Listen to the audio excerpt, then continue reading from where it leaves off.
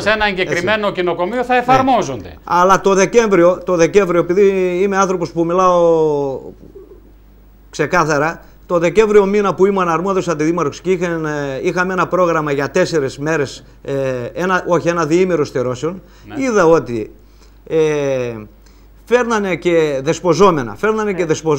Είδα ότι υπήρχαν και ιδιοκτήτες με σκύλο δηλαδή. Ναι, τα φέρνανε με τα δικά τους. Αυτό που λέτε είναι άλλο. Ναι. Αν κάποιος εκμεταλλεύεται την κατάσταση αυτή και πάει το δικό του σκυλί για να γλιτώσει τα λεφτά στον κτηνίατρο και το πάει στο πρόγραμμα, αυτό είναι άλλο και άλλο αν εφαρμόζονται όσα πρέπει να εφαρμόζονται στην επέμβαση που γίνεται στο αδέσποτο. Κύριε Καπετάνο, πώς το ξέρει ο κύριος Αντιδήμαρχος ότι ήταν δεσποζόμενα? Καλά, αυτό δεν είναι και δύσκολο να το μάθει κάποιος. Αστείο πράγμα. Και εγώ ένα δέσποτο να πάω, θα το πάω με λουρί. Δεν θα το πάω με απόχη. Ωραία. Εγώ θα σας πω ότι το 2010 γίνανε 500 στερώσεις σε αδέσποτα. Το 2011 γίνανε άλλες 500 στερώσεις από αδέσποτα. Μόνο για το Δήμο Σερών. Ναι, το 2011, πάλι το 2011, το Δεκέμβριο, γίνανε άλλες 1.200 και τώρα θέλουμε να κάνουμε άλλες 500. Υπάρχουν τόσα πολλά αδέσποτα, δηλαδή υπάρχουν 2.000 αδέσποτα. Βεβαίως κύριε, όσο δεν κλείνει η κάνουλα εισαγωγής αδεσπότων, όσο ο νόμος επιτρέπει να μην σταματάει αυτό το χάλι, θα έχουμε αδέσποτα. Ωραία. Καλά κυρία Αργυράκη, εσείς από την Αθήνα τώρα δεν γνωρίζετε ακριβώς πόσα είναι τα αδέσποτα των Σερών, ούτε και η κυρία Τραχίλη. Με συγχωρείτε, βεβαίως και ξέρω. Στις Σέρρες πηγαίνω έρχομαι. Μπορούμε να έχουμε τις καρτέλες. Πόσα έχουμε, κύριε τις καρτέλες που γίνανε οι στηρώσεις. Και πού πήγαν τα ζώα. Οι 1.000 στηρώσεις που γίνανε, μπορούμε να έχουμε τις καρτέλες των αδέσποτων. Πόσα αδέσποτα έχουμε, κύριε Βαλτσάνη, Σέρρες? Πόσα αδέσποτα? Ναι. Αυτή τη στιγμή έχουμε στο καταφύγιο γύρω στα 130-150. Και πόσα κυκλοφορούν? Να κυκλοφορούν άλλα 100. Δηλαδή έχουμε 250 και γίνανε 1.200 στηρώσεις. Ναι, μιλάμε προφανώς για όλους τους περιφερειακούς δήμους και κοινότητες, έτσι δεν είναι, του νομού? Στις Σέρρες γίνανε. Μιλάμε μόνο για το Δήμο Σερών. Μόνο για το Δήμο Σερών. Και κάτι άλλο. Γι' αυτό λέω και οι 1.200 από την άλλη μου φαίνεται και εμένα υπερβολικό. Κύριε Καπετάνιο, θα πρέπει να ελέγξουμε επομένως τις καρτέλες και πολύ περισσότερο θα πρέπει να είναι πολύ προσεκτική η κυρία κτηνίατρος που έχουν εκεί. Κύριε Καπετάνιο, η οποία είναι πολύ προσεκτική. Μπορεί να μας πούνε όλοι αυτοί που ενδιαφέρονται τόσο πολύ για τα δύσμυρα, τα αδέσποτα ζώα, να μας πούν πού τα πάνε μετά, γιατί αυτή τη στιγμή υπάρχει καταγγελία Ιταλίδας Ευρωβουλευτίνας στην Ευρωπαϊκή Ένωση που λέει μεγάλος αριθμός ζώων από την Ιταλία, την Τουρκία, την Ελλάδα και την Ισπανία πηγαίνουν σε χώρες της Κεντρικής Ευρώπης και αποσιωπητικά. Ποιος τα στέλνει αυτά? Φεύγουν, δεν ξέρουμε με ποιον τρόπο και γίνεται έρευνα αυτή τη στιγμή στην Κομισιόν. Έχει καταθέσει, το κατέθεσα το έγγραφο στη Βουλή, ακρόαση, γι' αυτό με είπαν ότι με σκληρή, ξέρετε, επειδή έλεγα στοιχεία, παρουσίαζα στοιχεία. Εγώ δεν μιλούσα με ιστορίες, παρουσίαζα στοιχεία και με βγάλανε βέβαια ότι με ενδιαφέρει μόνο το συντεχνιακό. Ένα λεπτό. Αυτά όλα τα δέσποτα, κυρία Τραχίλη, που λέτε, ποιος τα πηγαίνει στο εξωτερικό? Δεν ξέρω, κύριε. Δηλαδή τα περνάνε από το κοινοκομείο το δικό μας, τα στηρώνουν και τα πάνε στο εξωτερικό. Όχι, παράδειγμα σας φέρνω εγώ. Λοιπόν, παράδειγμα έτσι ακριβώς. Έρχονται, λένε στην Ελλάδα ότι έχουμε πάρα πολλά δέσποτα. Στηρώνουνε και επειδή οι Έλληνες στην ΙΑ ενδιαφέρονται μόνο για το οικονομικό όφελος, δεν συνεργάζονται. Άρα φέρνουν τους ξένους, συνεργάζονται και από εκεί με διάφορους τρόπους τα ζώα φεύγουν στο εξωτερικό. Η Ιταλίδα αυτή η Ευρωβουλευτίνα έχει καταθέσει. Ναι, αλλά αφού εδώ. Μάλλον. Δεν μιλάω για τις Σέρρες. Δεν μιλάω και εγώ για τις Σέρρες. Συγκεκριμένα όμως εδώ, επειδή έχουμε τα στοιχεία, το λέω. Εάν γίναν 1.200 στηρώσεις και τα αδέσποτα είναι όπως λέει ο Αντιδήμαρχος 200-300, τα υπόλοιπα ήταν ιδιώτες που εκμεταλλεύτηκαν το πρόγραμμα για να πάνε τζάπα. Άρα πήραν το σκυλί πίσω. Δεν το δώσανε στη Γερμανία. Να πω κάτι. Κανονικά το κοινοκομείο στην καρτέλα του θα πρέπει να γράφει αν τα ζώα υιοθετήθηκαν και πού πήγαν. Εγώ δεν τα γνωρίζω αυτά. Τα γράφει, κύριε Αντιδήμαρχε? Δεν έχουμε καμία καρτέλα από τα προγράμματα που γίνανε στηρώσεις από Ευρωπαίους εθελοντές. Δεν μας δώσανε. Είδατε. Καλά, εσείς δεν υποχρεούσατε να ζητήσετε? Δεν ήμουν εγώ τότε και το διάστημα. Τώρα που ήσασταν? Δεν μας παρουσίασαν τίποτα. Απλώς παραχωρούσαμε το χώρο. Δεν οφείλατε να ελέγξετε όμως, κύριε Βαλτσάνη? Εκεί ήταν ο κύριος Λάντζος το διήμερο της 19 και της 20 Δεκεμβρίου. Ίσως να γνωρίζει ο κύριος Λάντζος. Ένα λεπτό τώρα. Εδώ εσείς είστε ο αρμόδιος αντιδήμαρχος. Και ο Λάντζος είναι υπεύθυνος για το κοινοκομείο. Ναι, αλλά εσείς είστε το πολιτικό. Και ήταν και ο πολιτικός προϊστάμενος. Ήταν και ο επιβλέπων. Την ευθύνη πολιτικά την έχετε εσείς. Ήταν και ο επιβλέπων κτηνίατρος. Κύριε Καπετάνη. Την ευθύνη την πολιτική την έχετε εσείς, όχι οι υπάλληλοι, κύριε Βαλτσάνη. Εσείς πρέπει να δείτε αν όλα εφαρμόζονται. Δεν μας δώσανε τίποτα. Ζητήσατε. Μ' ακούτε λίγο. Προσέξτε. Ακούστε με λίγο. Τα ζώα πληρώνονται.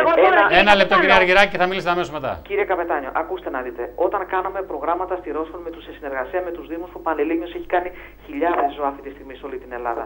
Υπήρχαν καρτέλες και έλεγαν οι συνάδελφοι: το συγκεκριμένο ζώο το στηρώνουμε και το αφήνουμε στο περιβάλλον. Δωρεάν το κάνατε. Μισό λεπτό. Και από εκεί και πέρα, αν κάποιος υιοθετούσε, γραφόταν στην καρτέλα ότι το σκυλί αυτό φεύγει για υιοθεσία στην κυρία Τραχίλη, π.χ.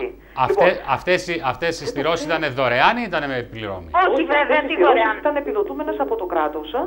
Επιδοτούσαν και μάλιστα και δεν ήταν 130 ευρώ που λέει η κυρία, πάρα πολύ χαμηλά. Ωραία, να ακούσουμε και την κυρία Αργυράκη, γιατί πρέπει να ολοκληρώσουμε.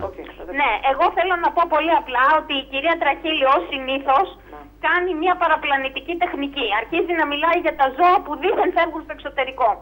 Εάν θέλει να κατηγορήσει είτε εμένα είτε την Ομοσπονδία μας, που είναι η μεγαλύτερη στην Ελλάδα, μπορεί να το κάνει εδώ και τώρα στον αέρα, για να έχει και τις ανάλογες νομικές κυρώσεις, εάν νομίζει. Αλλιώς να πάψει να παραπλανά τον κόσμο. Όλα αυτά θα έπρεπε κάποτε να έχουν και στοιχειώδη ισορροπία. Επιτρέψτε μου ολοκληρώνοντας, παρακαλώ να μην με διακόπτετε. Εγώ δεν μπορώ να καταλάβω πώς και οι δύο απόψεις στηρίζονται η κάθε μία σε ένα νόμο. Τελικά υπάρχουν δύο νόμοι. Όχι, κύριε Καπετάνιο. Όχι, ο νόμος είναι ένας. Μπορώ να ολοκληρώσω, κύριε Καπετάνο. Είχα με διακόπτη, κυρία Τραχίλη. Κύριε Καπετάνο, ναι, κυρία Αργυράκη, να ολοκληρώσει η κυρία Αργυράκη. Αύριο το πρωί θα σας αποστείλω με courier στο κανάλι σας όλη την νομοθεσία και μάλιστα και το αίτημα που έγινε στο ΚΕΟΔΕ εκ νέου και απερίφθησαν οι εν λόγω κτηνίατροι. Και η κυρία Αργυράκη λέει θα μας στείλει τον αντίστοιχο νόμο που λέει ότι επιτρέπονται. Δεν είναι νόμος αυτός που λέει. Δεν είναι νόμος αυτός που λέει. Τι είναι? Δεν είναι νόμος αυτό. Μια απόφαση λέει του συνήγορου του πολίτη. Και τη γνωμάτευση του συνηγόρου του πολίτη. Είναι νόμος αυτός, κύριε Καπετάνο, τώρα. Μην τρελαθούμε τώρα, εντάξει. Ήμαρτον δηλαδή. Καλώς. Λοιπόν, έχουμε προβλήματα σε αυτή τη χώρα, αλλά επιτέλους θα πρέπει να σέβονται την νομοθεσία. Να μάθουν. Μην μιλάτε και οι δύο, παρακαλώ, δεν ακούγεται καμία. Λοιπόν, πρέπει να ολοκληρώσουμε το θέμα, ήδη το εξαντλήσαμε αρκετά. Ένα τελευταίο από την κυρία Τραχίλη και από την κυρία Αργυράκη. Ναι, κυρία Τραχίλη. Μια τελευταία παρατήρηση. Με ενημέρωση μάλλον. Το ίδιο πρόβλημα είχε δημιουργηθεί το Φεβρουάριο, τέλος Φεβρουαρίου, αρχές Φεβρουαρίου, στη Λαμία. Όπου εκεί πάλι το εν λόγω φιλοζωικό σωματείο προσπάθησε να παραπλανήσει τον Δήμαρχο. Ήρθαμε σε επαφή με τον Δήμαρχο στην ευρύτερη περιοχή.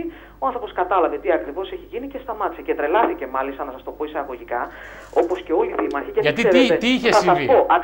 Τι είχε συμβεί κακό και τρελάθηκε ο Δήμαρχος εκεί? Γιατί μάλλον και ο δικός μας για εκεί πάει. Γιατί σταμάτησε και αυτό το πρόγραμμα. Σταμάτησε, γιατί κατάλαβε ότι όλα αυτά που του λέγανε όλο αυτό το χρονικό διάστημα δεν ήταν σύνομα. Δεύτερον, όλες οι διαδικασίες μέσα στα κοινοκομεία ήταν αντίθετες με την νομοθεσία που προστατεύει την υγεία. Ναι, αλλά για το κοινοκομείο αρμόδιος είναι ο Δήμαρχος, κυρία Ταχίνη. Μισό λεπτό, να τελειώσω. Αν ο Δήμαρχος δεν ελέγχει την υπηρεσία του, τότε τι να κάνουν οι άλλοι? Δύο λεπτά, μισό λεπτό. Πώς 2 λεπτά? Ακούστε να δείτε, μισό λεπτό. Έτσι, λοιπόν, ο Δήμαρχος είχε αρμόδιος για το κοινοκομείο ήταν κάποιος αντιδήμαρχος. Πιθανόν οι αντιδήμαρχοι, λέω γενικά, να μην γνώριζαν τόσο την νομοθεσία και πήγαιναν καλοπροαίρετα. Έχουν την πολιτική ευθύνη να γνωρίζουν και να πράττουν τα δέοντα, κυρία Τραχίλη. Και όταν έμαθαν το τι ακριβώς συμβαίνει, σταμάτησαν οι άνθρωποι το πρόγραμμα. Καλώς, σας ευχαριστώ. Δεν έχουμε άλλο χρόνο, κυρία Τραχίλη. Και επενέβη και η εισαγγελέα σε κάποιες περιπτώσεις. Δεν έχουμε άλλο χρόνο, κυρία Τραχίλη. Για το θέμα των αναισθητικών. Κυρία Αργυράκη, μια κουβέντα και εσείς. Ναι, βεβαίως τελειώνω. Ήθελα απλώς να πω ότι αν υπάρχει το παραμικρό, ο κύριος αντιδήμαρχος πρέπει να φέρει εισαγγελέα και να ζητήσει και τις καρτέλες και όλα. Κακώς κάθεται και κάνει τον ανήξερο. Ήθελα να πω ότι η κυρία Τραχίλη για άλλη μια φορά έκανε το ίδιο σοου που έκανε και στο Μέγκα προκαιρού και προσπαθεί να τρομοκρατήσει δημάρχους, κοινοτάρχες κτλ. Ήθελα να πω πάντως και αυτό. Γιατί να τους τρομοκρατήσει, κυρία Αργυράκη, γιατί να τους τρομοκρατήσει? Εδώ ο Δήμαρχος έχει νομικές υπηρεσίες.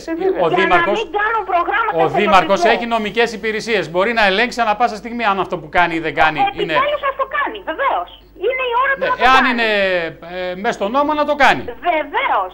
Άρα τι τρομοκρατείτε, τι φοβάται ο Δήμαρχος, εάν εφαρμόζει τον νόμο. Επειδή είπα την αλήθεια. Τρομοκρατείται από την κυρία Τραχίλη, η οποία λέει ότι είναι παράνομη η Ευρωπαϊκή. Γιατί τι θα φοβηθεί ο Δήμαρχος, αν θα ελέγξει με την νομική του υπηρεσία αν είναι παράνομο ή δεν είναι και το κάνει ή δεν το κάνει. Μα το εύχομαι. Και εγώ θα σας στείλω και την ερμηνεία του συνηγόρου. Ωραία, στείλτε την και οι δύο να δούμε αν θα βγάλουμε άκρη. Λοιπόν, σας ευχαριστώ κυρία Αργυράκη και κυρία Τραχίλη. Μια κουβέντα από τον Αντιδήμαρχο. Μισό λεπτό. Ναι, κυρία Αντιδήμαρχε. Κύριε Καπετάνιο, βλέπετε τι γίνεται, τι αντιπαράθεση υπάρχει και από τη μια μεριά και από την άλλη. Γι' αυτό ρωτήστε έναν δικηγόρο. Εσείς ρωτήστε τις νομικές υπηρεσίες του Δήμου. Τι πρέπει να κάνουμε, ρε παιδιά, εδώ πέρα. Είναι νόμιμα αυτά ή δεν είναι, και ανάλογα να πράξετε. Εμείς κάνουμε. Να ακούτε δηλαδή τι σας λέει κάθε πλευρά. Εμείς από τη στιγμή Γιατί που. κάθε πλευρά από ό,τι αντιλαμβάνομαι. Εμείς από τη στιγμή που είδαμε, κύριε Καπετάνιο, ότι υπάρχουν αυτές οι αντιδράσεις, έπρεπε να κάνουμε τα νόμιμα. Από τη στιγμή που κάναμε τα νόμιμα, περιμένουμε και τα σχετικά έγγραφα. Δεν υπάρχει κανένα πρόβλημα για την παραχώρηση, το ξαναλέω πάλι, για την παραχώρηση του κοινωνικού. Δείτε το λοιπόν νομικά, ναι. να λυθεί Ναι. ακριβώς τι πρέπει να γίνει, όπως ορίζει ο νόμος και κάντε. Εάν θα πρέπει να σταματήσουν, να σταματήσουν και αν πρέπει να συνεχίσουν. Έχουμε έναν δήμαρχο που ασχολείται καθημερινά με το θέμα και με αυτό. Κανονικά με αυτό το θέμα ο δήμαρχος δεν πρέπει να ασχολείται καθόλου.